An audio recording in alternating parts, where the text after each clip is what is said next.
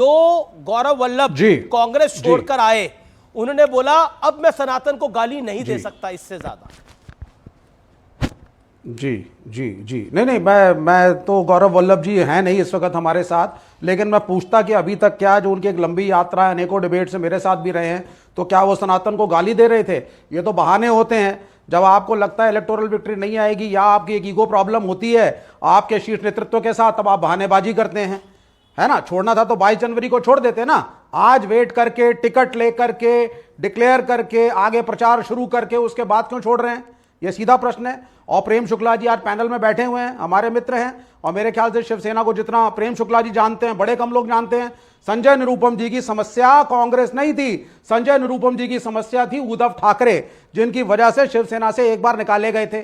तो अब वो ईगो प्रॉब्लम की फिर से प्रॉब्लम आई है। तो अगर आप क्रिटिकली इन केसेस को एनालाइज करेंगे तो कांग्रेस की समस्या नहीं है। मैं क्रिटिकली, आपने लाजमी बात बोली, मैं क्रिटिकली सारे केसेस को, मैं क्रिटिकली सारे केसेस को एनालाइज करता हूं। आचार्य प्रमोद कृष्णम, उन्होंने कहा था कि सनातन का श्राप ले डूबेगा, और ले डूब रहा है। उन्होंने भी बोला था कि सनातन विरोधी है, हिंदू की बात करना कांग्रेस पार्टी में अब गलत है। ये आचार्य प्रमोद कृष्णम ने एक बार ही नहीं, कई मंचों पर यह बात को बोला। पॉइंट नंबर 1, आपने क्रिटिकली एनालाइज करने की बात बोली। जी गौरव वल्लभ, उन्होंने बोला मैं सनातन को उतनी गाली नहीं दे सकता, क्रिटिकली एनालाइज करता हूं। अब आते हैं संजय निरुपम ने, उन्होंने बोला सेक्युलरिज्म का मतलब ये थोड़ी है कि एक धर्म के प्रति इतना खराब भाव रखना। कोई पार्टी किसी धर्म के खिलाफ नहीं है, ये तो बीजेपी का परसेप्शन फैलाया हुआ है। कोई पार्टी किसी धर्म के खिलाफ नहीं है। हाँ, ये जरूर है कि सेकुलर रहो, सब अपने अपने धर्म का पालन करो, प्रेम से देश को आगे बढ़ाओ, और मेजॉरिटी वर्सेस माइनॉरिटी मत करो। अरे क्लियर कट बोला कांग्रेस ने, राम के नमाज पढ़ते हो लोगों को लात मत मारो। नहीं, बिल्कुल गौरव वल्लभ को पसंद आ रहा है, जिसने लात मारी थी, जिस पुलिसकर्मी ने लात मारी थी, उस पर कार्रवाई भी हुई है। इसलिए ये यहां पर ये प्रपंच मत फैलाइए। कांग्रेस ने राम के अस्तित्व को निकाला, ये मैं नहीं कह रहा, ये कोई बीजेपी का नेता नहीं कह रहा, ये संजय निरुपम कह रहे हैं, जो बीजेपी में भी नहीं गए हैं। अच्छा, इसमें कोई दोहराए है क्या? कांग्रेस रामलला की प्राण प्रतिष्ठा में नहीं गई थी, और बकायदा चिट्ठी जारी करी थी इस देश के अंदर। कभी आज तक किसी पॉलिटिकल पार्टी ने चिट्ठी नहीं जारी करी, और तो और एमआईएम ने भी चिट्ठी नहीं जारी करी थी। वो राम का फंक्शन नहीं, वो राम का फंक्शन था ही नहीं, भगवान राम का वो फंक्शन भाजपा का था। ठीक है, 2024 का बीजेपी का प्रेम शुक्ला, लोगों को इकट्ठा किया जाना था, उसको डिस्कस कर चुके हैं। अब आप शांत रहिए, प्रेम शुक्ला, शंकराचार्य भी साथ में नहीं थे, बहुत से हिंदू धर्मगुरु भी उसमें साथ में नहीं थे इनके, भाजपा के। ओके, प्रेम शुक्ला आपके नेता है मनोज तिवारी, उन्होंने एक मेरे साथ पॉडकास्ट में बोली बात कि कांग्रेस तो 22 जनवरी को जिस दिन रामलला की प्राण प्रतिष्ठा का न्योता ठुकराया था, उस दिन समाप्त हो गई थी। अब तो बस चल रही है, बस एक शरीर की तरह, और कुछ बचा नहीं है कांग्रेस पार्टी के अंदर। और ये सब आपकी लाइन टो कर रहे हैं, इन सबको आपने प्लांट कराया है। देखिए, रामद्रोही को जो है ब्रह्मा और शिव भी नहीं उसकी रक्षा करते हैं। यह रामचरितमानस में गोस्वामी तुलसीदास 600 वर्ष पहले लिख गए हैं, तो ये तो साक्षात दिखाई दे रहा है। और अमीश जी, संजय निरुपम जी का इन्होंने जिक्र किया। संजय निरुपम जी के साथ लंबे समय तक मैं भी उनके कलीग के रूप में मैंने काम किया है। संजय निरुपम पांचजन्य में थे, दोपहर का सामना के कार्यकारी संपादक थे, वो हिंदुत्व के समर्थक थे।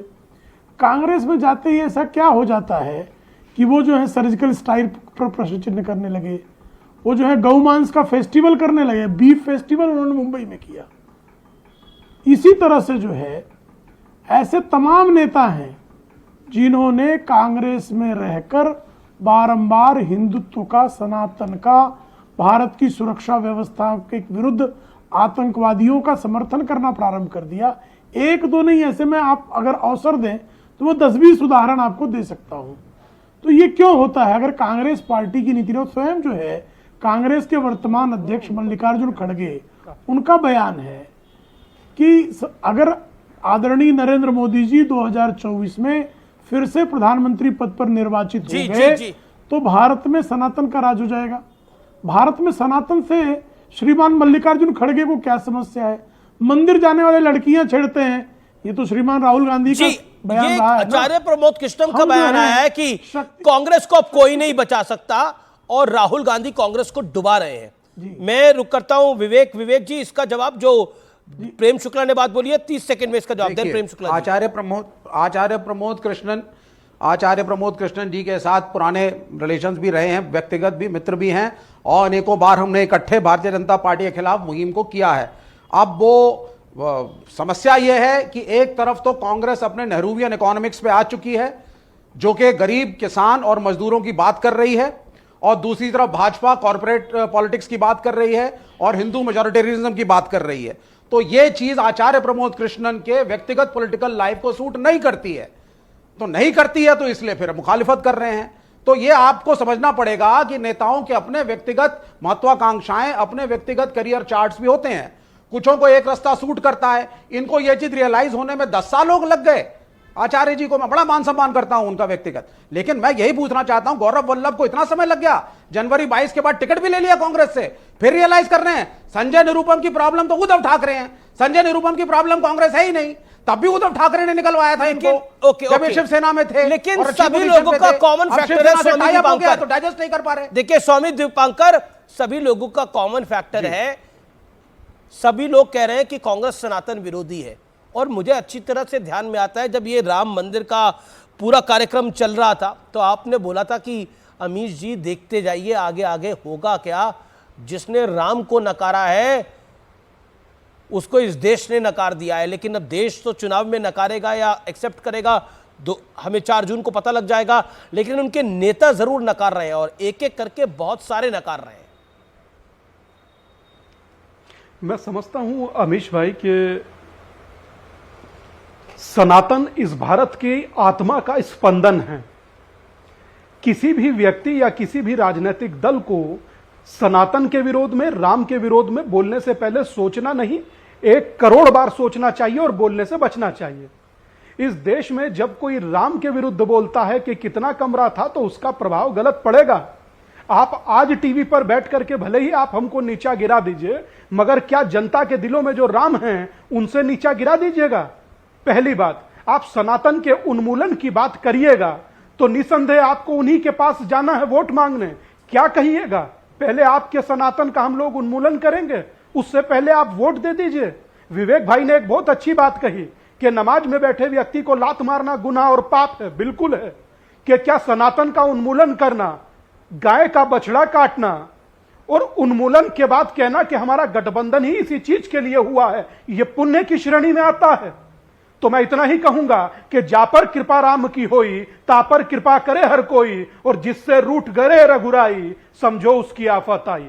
तो मेरा मानना अपना इतना ही है कि जो आपका कॉपीराइट है भगवान राम पर, जाकर के प्रभु राम के दर्शन कॉपीराइट है भगवान राम पर, बोलने दीजिए ना। अब आप डिसाइड करेंगे भगवान राम के बिहाफ पे कौन सत्य है कौन असत्य है, किसके कर्म अच्छे किसके बुरे। अमीश भाई, ये गंदी आदत इनकी छुड़वाइए। अमीश भाई, आप डिबेट कंडक्ट कर रहे हैं तो इनकी गंदी आदत छुड़वाइए। यहाँ पे निर्णय देंगे। अरे सबकी गंदी आदत है, अगर मैं टीवी को छुड़वा देता हूं तो क्या बात? धर्मगुरुओं की समस्या सबसे बड़ी है कि आप लोग ईश्वर का कॉपीराइट लेके घूमते हैं। अगर अच्छा ठीक है, अब आपने इशू है, आपने अपना कॉपीराइट कर दिया हो तो मैं चुप रहूंगा। मैं यही अपना विरोध समझता हूं कि मैं चुप रहूंगा, कि मैं जुबान जोर नहीं हो सकता, या मैं इस प्रकार से बदतमीज नहीं हो सकता। मुझे बोलने दीजिए ना। आप अपनी बारी में 50 बार छोटा सा इज्जत से आप 3 बार ही बोल चुके हैं। एक सेकंड कॉपीराइट है। नहीं, आपने सवाल पूछा ना, आपके पास कॉपीराइट है, ये सवाल है आपका सवाल का जवाब देंगे एक एक करके। कौन गलत, कौन सत्य, कौन असत्य? जी जवाब। सत्य कौन बोल रहा है, सत्य कौन बोल रहा है? और आपके पास प्रभु राम को कॉपीराइट है, ये सवाल पूछा गया है। अमीश बाबू, ये भारत में जन्मे हर व्यक्ति के पास कॉपीराइट है, एक सन्यासी के पास नहीं। सन्यासी तो उस समय भी तड़पते थे जब बैठकर राम से राम के कमरे पूछे जाते थे कि 10,000 कमरे हैं। सन्यासी तो तब भी आपके पास बैठकर आपकी डिबेट में तड़पते थे कि जब कोई सुनने को तैयार नहीं था और सनातन के उन्मूलन की बात कर रहा था। और अगर कहो कि जाति पाति की करो विदाई और हिंदू हिंदू भाई भाई, तो उसमें भी इनको आपत्ति होती थी। तो मैं मात्र इतना कहना चाहूंगा कि मैं प्रश्न देने के प्रति उत्तरदायी आपके लिए हूं, आपके किसी पैनलिस्ट के लिए नहीं। और हर व्यक्ति को अपने दायरे में रहना चाहिए। कायदे में रहोगे तो फायदे में रहोगे, अपने अपने कायदे में रहिए। आप जो प्रश्न पूछिए अमीश भाई, मुझसे 1000 पूछिए, मैं उत्तर दूंगा। ठीक है, मेरे साथ जो गर्व होता है कि कोई व्यक्ति खड़ा होकर, देश के प्रधानमंत्री अगर खड़े होकर रुद्राक्ष की माला गंगा में घुमाते हैं तो मुझे खुशी है है तो इसमें क्या कोई दूसरे को गुनाह हो जाएगा क्या? कि कोई केदार का जीर्णोद्धार कराता है तो मेरी प्रसन्नता है, तो उसमें किसी को आपत्ति जी, हो जवाब जाएगी ले लेते, क्या? जवाब ले कि लेते। कोई राम मंदिर बनवाता है, लाखों एक सेकंड पूरा कर दें, कि लाखों करोड़ों लोगों की आस्था का केंद्र जी, अगर जी, वो जी। कोई बनवाता है या उसके प्रति समर्पित होता है तो जी। वो किसी के लिए गलत है? स्वामी दीपांकर, आपने महत्वपूर्ण बात करी है, लेकिन मैं इसका जवाब ले लूंगा आगे। विवेक लगातार बोल रहे हैं, लेकिन अजीज खान भी इंतजार कर रहे हैं, कंचना यादव भी इंतजार कर रही है। अजीज खान, आपकी पार्टी में जो कंफ्यूजन चल रहा है वो उस पर मैं नहीं आता, लेकिन अभी जिसके साथ आपने गठबंधन करा है उसका तो घर सब छोड़ के जा रहे हैं, और दीजिए सनातन को गाली,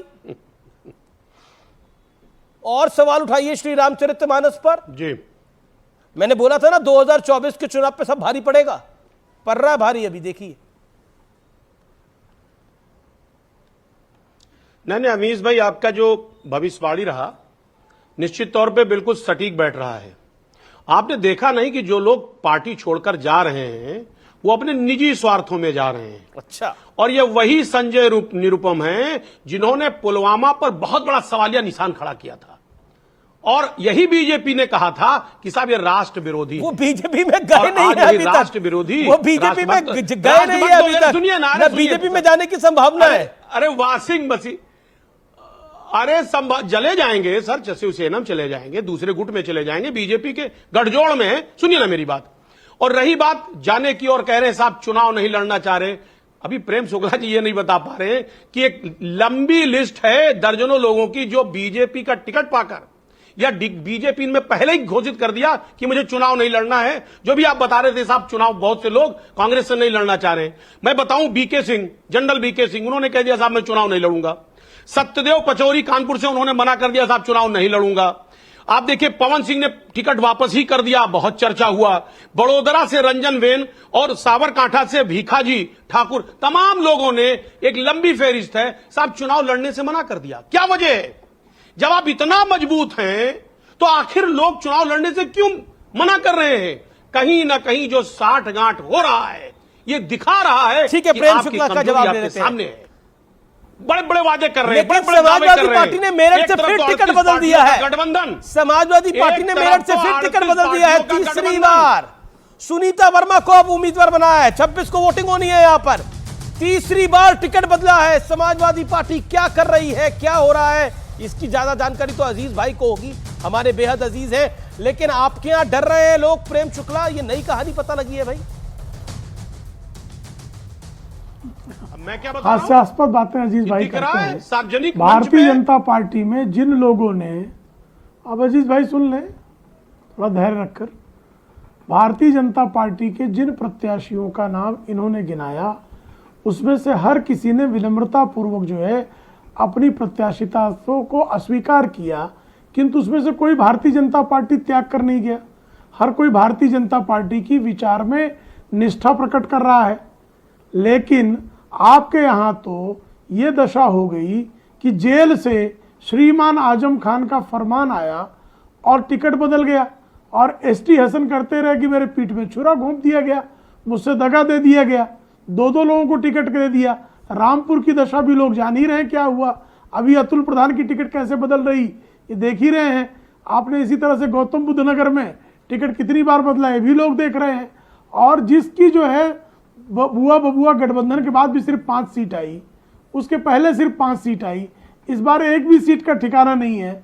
उसकी भी टिकट जो है जिस तरह से दो लोग लेके चले जा रहे हैं और आपस में एक दूसरे के खिलाफ नारेबाजियां हो रही है, वो भारतीय जनता पार्टी जैसी अनुशासित और प्रतिबद्ध कार्यकर्ताओं की पार्टी पर टिप्पणी करता है तो ऐसा लगता है कि आसमान की तरफ थूकने का प्रयास करके अपने चेहरे को गंदा करने का अपने आप प्रयास कर रहा है, यह सिद्ध होता है।